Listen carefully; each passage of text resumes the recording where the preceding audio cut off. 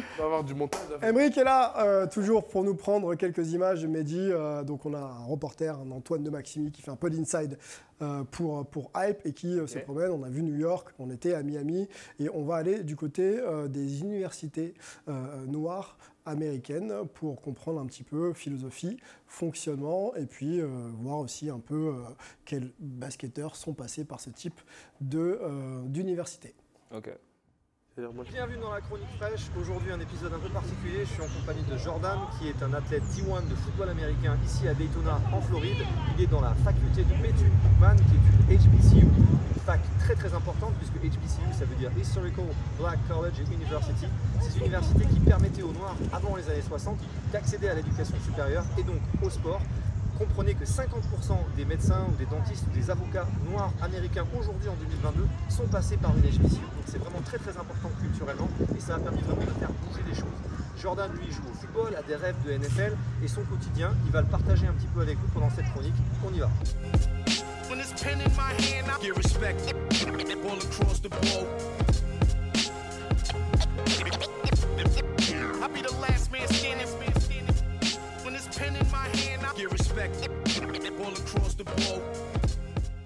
Le football, c'est un sport qui est très physique. C'est 90% du temps, on le passe dans la salle de muscu. Parce qu'on joue très peu au foot en soi. On passe vraiment plus de temps dans la salle de muscu, à devenir plus fort, plus rapide et plus explosif qu'autre chose. Alors nous sommes au cœur du campus, au niveau de la statue de Mary McLeod, cette fameuse petite dame qui aura résisté au Ku Klux Klan et qui est à l'origine en fait de cette université. Ce Ku Klux Klan qui venait pour essayer de défier les Noirs de venir voter. On était en 1922 et dans cette ville de Daytona, qui est une ville à 90% blanche, eh bien, elle a dit aux Klansmen, non, vous ne pouvez pas intimider les gens de voter pour qui ils veulent. Alors bien évidemment, grâce à elle, le vote a été retourné et donc c'est le candidat qui n'était pas KKK, qui n'était pas un petit peu fasciste, qui l'a emporté. Et elle représente vraiment l'espoir pour le futur. Abraham Lincoln abolit l'esclavage en 1865, c'est la fin de la guerre de sécession qui aura duré 4 ans entre le Nord et le Sud. Et pendant de longues années, les Américains vont dire qu'ils vont être séparés mais égaux. C'est-à-dire qu'ils vont continuer à faire de la ségrégation, séparer les Noirs et les Blancs, les fontaines, les bus, les endroits publics, les piscines. Vous imaginez qu'en Floride ou dans le sud des États-Unis, là où vraiment le cœur de l'esclavage était, eh bien, les gens pouvaient jeter de l'acide chlorhydrique sur les Noirs qui venaient se baigner pour un petit peu défier l'autorité blanche. Donc c'est vraiment toute cette culture qu'il y a ici, cette culture de l'activisme noir pour un monde meilleur. Et des gens comme le docteur Mary McLeod Bethune ont permis vraiment cette avancée-là. Et au cœur du campus, il y a aussi la maison de Mary McLeod Bethune qui aura permis donc, de créer cet endroit-là. Comme tu peux le voir, il y a une grosse différence de budget au niveau des HBCU. Si tu compares à des grosses écoles de type Harvard. Il y a combien de HBCU dans la centaine. Une centaine. D'ailleurs, tu vois, la centaine d'HBCU, si tu les mets côte à côte, elles représentent à peine 10% du budget d'Harvard. Tu es en train de me dire qu'une seule université blanche, Harvard historiquement à côté de Boston, c'est le budget, c'est 10% de son budget, c'est des 100 d'universités noires. C'est quand même fou. Mais au niveau implication des étudiants, toi tu as transféré de Buffalo ici parce que le programme te correspondait un peu plus.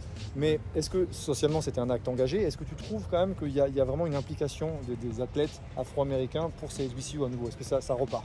Oui, totalement. Dans les dernières années, il y a eu une montée du mouvement Black Lives Matter avec l'assassinat de George Floyd, Trayvon Martin, c'était la porte d'à côté. Ouais, c'était à côté, Orlando, c'est clair. Exactement, donc on voit clairement que les athlètes s'impliquent pour redorer l'image des HBCU et sur un plan social, économique, c'est une révolution. Voilà, je quitte le sud des États-Unis, on va repartir dans le nord-est. Je te laisse avec la mousse espagnole, le Spanish moth, caractéristique des arbres du sud. J'espère que cette petite chronique fraîche t'aura plu.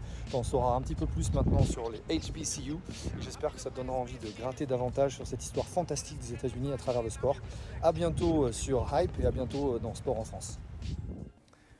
Superbe reportage très informatif d'Aymeric. On reviendra dessus là, dans quelques secondes. J'ai une question pour Mehdi. Tu t'es formé aux États-Unis. J'imagine que les cursus et l'environnement universitaire aux États-Unis, ça te parle. On était en plus du côté de la Floride, un État que tu connais bien. Ouais, j'ai effectué 2 ans en Floride, à Mariana, proche de Tallahassee, c'est dans le nord de la Floride. J'étais en JUCO, c'était pas à l'université encore, c'était pas à la NCA. Ça marche. Mais HBCU, ça me parle bien parce que j'ai commit en fait pour aller à Alabama State. Ok. qui est une HBCU. Ok. À l'époque, quand j'ai fait mes classes, avant de passer pro, j'ai fait des visites universitaires. Et pourquoi j'avais décidé d'aller là-bas, c'est la culture en fait. Le coach il m'a montré tout un environnement qui me parlait parce que c'est quelque chose que j'avais vécu, tu sais, le racisme, etc. quand j'étais plus jeune et même là-bas quand j'étais en Floride, ce qui m'a paru un peu fou. Et tout en sachant qu'il savait que Pittsburgh essayait de me recruter, Jamie Dixon, c'était une grosse fac. Et donc quand il m'a montré ça, il m'a fait comprendre que voilà, je pouvais peut-être changer quelque chose aussi par rapport à l'université. D'avoir une tête comme moi, même si je suis français, etc. Ma vie aurait changé si je serais parti là-bas. D'accord. Ouais. Okay. Melvin, l'importance des HBCU aux États-Unis, toi qui y vis, est-ce que tu peux nous en parler un petit peu?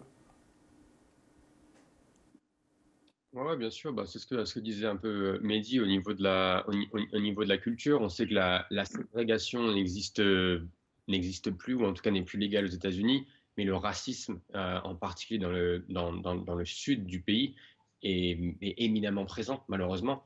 Et donc, avoir ces collèges et ces universités, ça aide vraiment à continuer cette tradition noire, cette culture noire. Et on a de plus en plus d'athlètes depuis, comme le disait l'athlète dans le reportage, depuis la montée du mouvement Black Lives Matter, on a de nombreux athlètes qui soit vont faire des donations à des HBCU. Je pense notamment à Chris Paul, dont Mehdi parlait avant l'émission.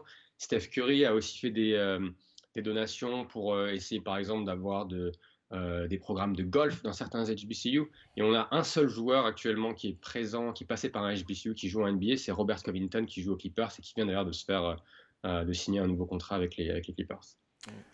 Allez suivre Emric qui nous parle de sport, de culture américaine et d'histoire des États-Unis sur son compte Instagram @fraîcheur. Vous y allez, vous likez, vous vous abonnez à son compte et vous verrez d'autres stories aussi informatives.